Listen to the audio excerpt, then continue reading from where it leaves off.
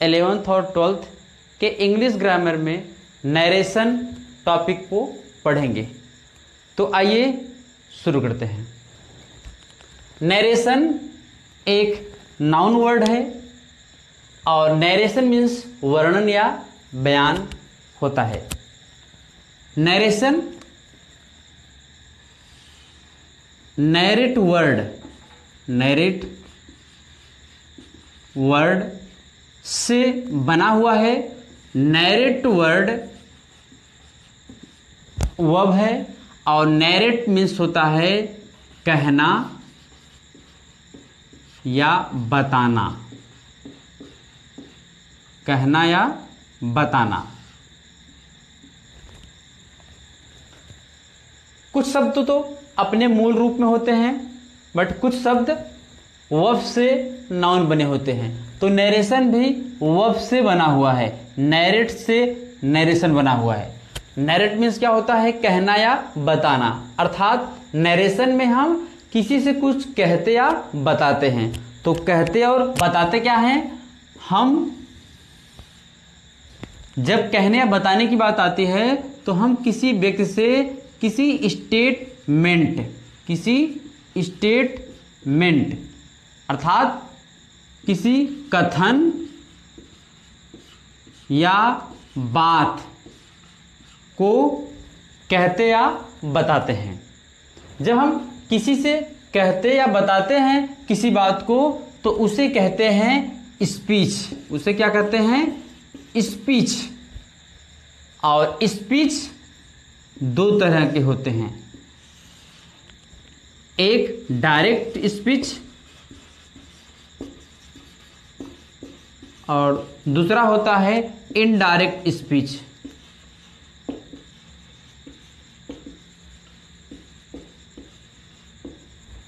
इसे हिंदी में कहते हैं प्रत्यक्ष भाषण,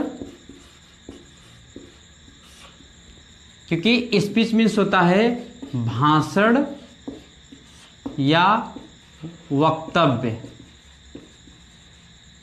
भाषण या वक्तव्य।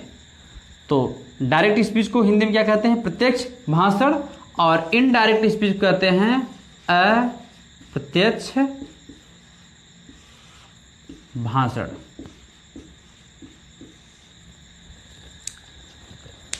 अब हम थोड़ा समझ लेते हैं डायरेक्ट स्पीच क्या होता है।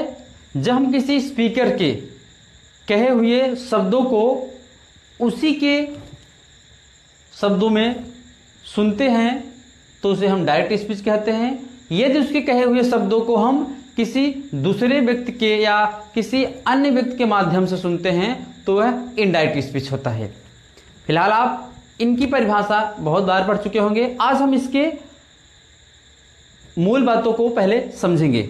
चलिए, तो स्पीच को कहने और सुनने के लिए, स्पीच को कहने और सुनने के लिए दो पर्सन की जरूरत होती है। हमें किसी भी स्पीच को कहने या सुनने के लिए दो पर्सन की जरूरत होती है। ठीक है, एक को हम बोलते हैं फर्स्ट पर्सन। क्या बोलते हैं? First person. और दूसरे को हम बोलते हैं सेकेंड पर्सन। दूसरे को हम बोलते हैं सेकेंड पर्सन। फर्स्ट पर्सन को हम किस नाम से पुकारते हैं? फर्स्ट पर्सन को हम स्पीकर या रिपोर्टर के नाम से पुकारते हैं। और सेकेंड पर्सन को हम लिसनर या ऑडियंस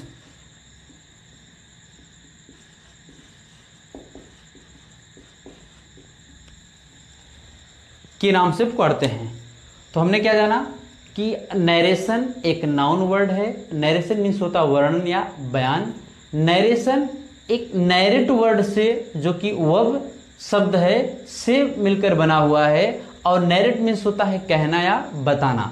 तो हम जब कुछ कहते या बताते हैं तो हम कहने या बताने की बात में हम किसी स्टेटमेंट यानी किसी कथन या बात को हम किसी से कहते या बताते हैं।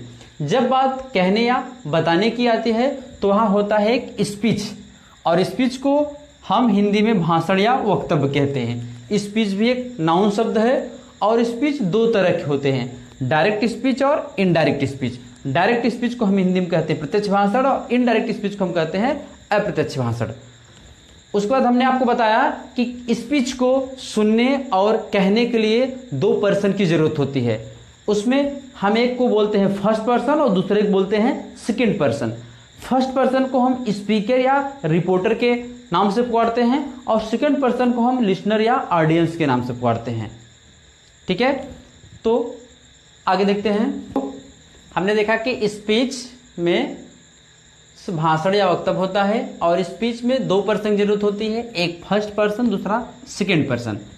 और फर्स्ट पर्सन को हम स्पीकर या रिपोर्टर कहते हैं, सेकंड पर्सन को हम लिसनर या ऑडियंस कहते हैं। तो स्पीकर या रिपोर्टर को हम सब्जेक्ट कहते हैं और लिसनर या ऑडियंस को हम ऑब्जेक्ट कहते हैं। ये वाक्य में सब्जेक्ट का काम या तो नाउन करेगा या तो प्रोनाउन। ऑब्जेक्ट का भी काम या तो नाउन या प्रोनाउन। ठीक है, नाउन या प्रोनाउन अर्थात फर्स्ट पर्सन, सेकंड पर्सन या थर्ड पर्सन में से कोई भी पर्सन सब्जेक्ट काम कर सकता है और first person, second person, third person में से कोई भी पर्सन ऑब्जेक्ट काम कर सकता है। मतलब कि जो स्पीकर रिपोर्टर है, स्पीकर या रिपोर्टर है, वह वाक्य में सब्जेक्ट काम करता है और लिसनर या ऑडियंस है वह वाक्य में ऑब्जेक्ट काम करता है। तो वाक्य में सब्जेक्ट काम नाउन या तो प्रोनाउन दोनों में से कोई एक करता है, ऑब्जेक्ट का भी काम नाउन या तो प्रोनाउन इन दोनों में से कोई एक करता है। तो मैंने कहा कि फर्स्ट पर्सन, सेकंड पर्सन या थर्ड पर्सन, इन तीनों पर्सन में से कोई भी पर्सन वाक्य में सब्जेक्ट काम कर सकता है, अर्थात स्पीकर या रिपोर्टर काम कर सकता है। फर्स्ट, सेकंड, थर्ड पर्सन में से कोई भी पर्सन ऑब्जेक्ट काम कर सकता है, अर्थात लिसनर या ऑडियंस काम कर सकता है। इसे हिंदी में स्पीकर या रिपोर्टर को हम कहते हैं कहने वाला और लिसनर या ऑडियंस को हिंदी में कहेंगे सुनने वाला। सुनने वाला।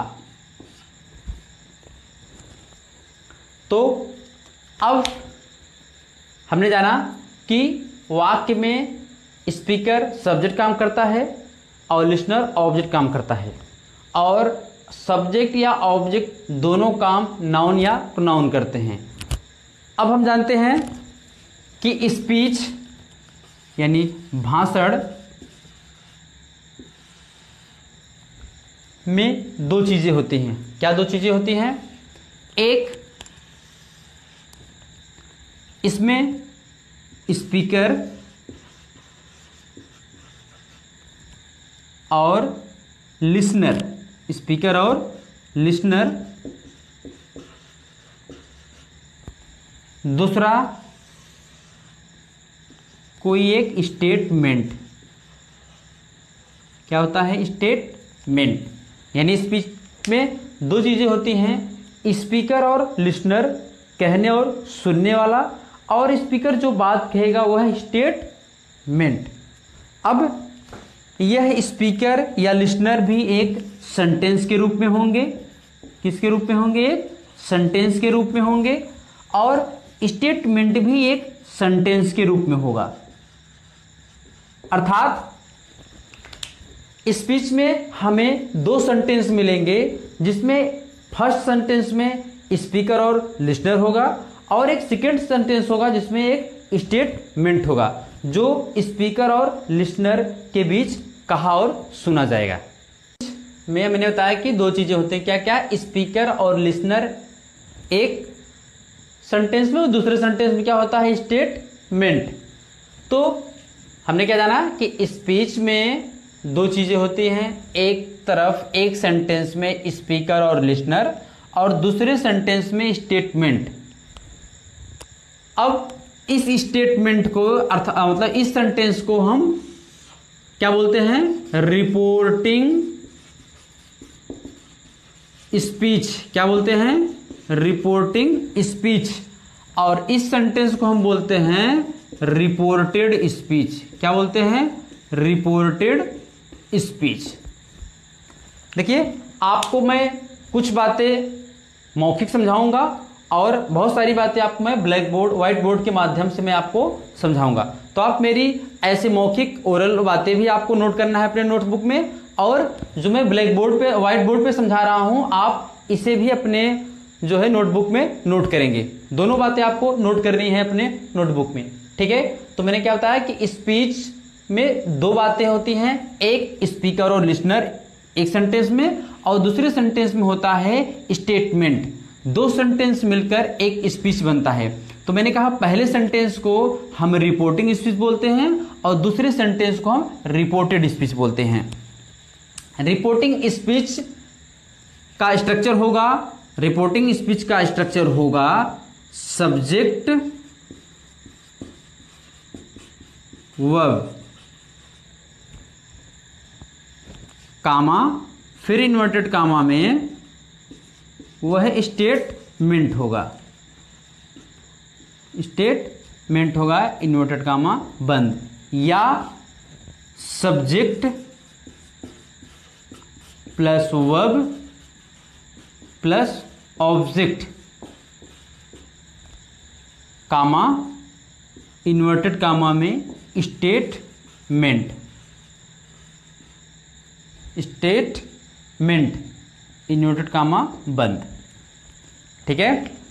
तो मैंने क्या कहा कि रिपोर्टिंग स्पीच में आप पाएंगे, यानी पहले सेंटेंस में पाएंगे सब्जेक्ट या तो वर्ब होगा या तो सब्जेक्ट वर्ब ऑब्जेक्ट, इन दोनों फॉर्मेट में कोई एक फॉर्मेट हो सकता है। फिर मैंने कहा यदि सब्जेक्ट वर्ब होगा तो भी स्टेटमेंट होगा उसके साथ, या सब्जेक्ट वर्ब ऑब्जेक्ट होगा तो भी एक स्टेटमेंट होगा। अब इस सेंटेंस में, इस वाक्य में वर्ब के स्थान पर प्रेजेंट का भी वर्ब हो सकता है, यानी प्रेजेंट टेंस का भी वर्ब हो सकता है, पास्ट टेंस का भी वर्ब हो सकता है, या फ्यूचर टेंस भी हो सकता है। किसके स्थान पे, वर्ब के स्थान पे। और जो स्टेटमेंट का सेंटेंस है, स्टेटमेंट का जो ये सेंटेंस है, यह सेंटेंस स्टेटमेंट के जो सेंटेंस हैं उस सेंटेंस में हमारे 5 तरह के सेंटेंस होते हैं, उनमें से कोई भी जो है सेंटेंस हो सकता है, या तो असर्टिव भी हो सकता है, असर्टिव सेंटेंस भी हो सकता है वहां पे, या तो इंट्रोगेटिव भी सेंटेंस हो सकता है, इंट्रोगेटिव के बाद इंपरेटिव सेंटेंस भी हो सकता है। आप यहां तक की बातों को समझ लीजिए, मैं ऊपर आपको समझाता हूं। एक बार थोड़ा सा इस बात को समझ लीजिए। मैंने कहा स्पीच भाषण में 2 तरह के सेंटेंस होंगे, एक सेंटेंस में स्पीकर और लिसनर होगा, दूसरे सेंटेंस में स्टेटमेंट होगा जो स्पीकर लिसनर को बता रहा है। स्पीकर और लिसनर वाले सेंटेंस को हम रिपोर्टिंग स्पीच कहते हैं और स्टेटमेंट वाले सेंटेंस को हम रिपोर्टेड स्पीच कहते हैं। अब ऐसा क्यों कहते हैं, इस बात को भी समझ लीजिए। मैं आपसे गांधी जी के विषय में बात करूं तो गांधी जी हमसे पहले अर्थात पास्ट की घटना है जो रिपोर्टेड स्पीच में रहेंगे, और मैं जो आपसे कह रहा हूं ये प्रेजेंट का है तो हम और आप रिपोर्टिंग स्पीच में रहेंगे।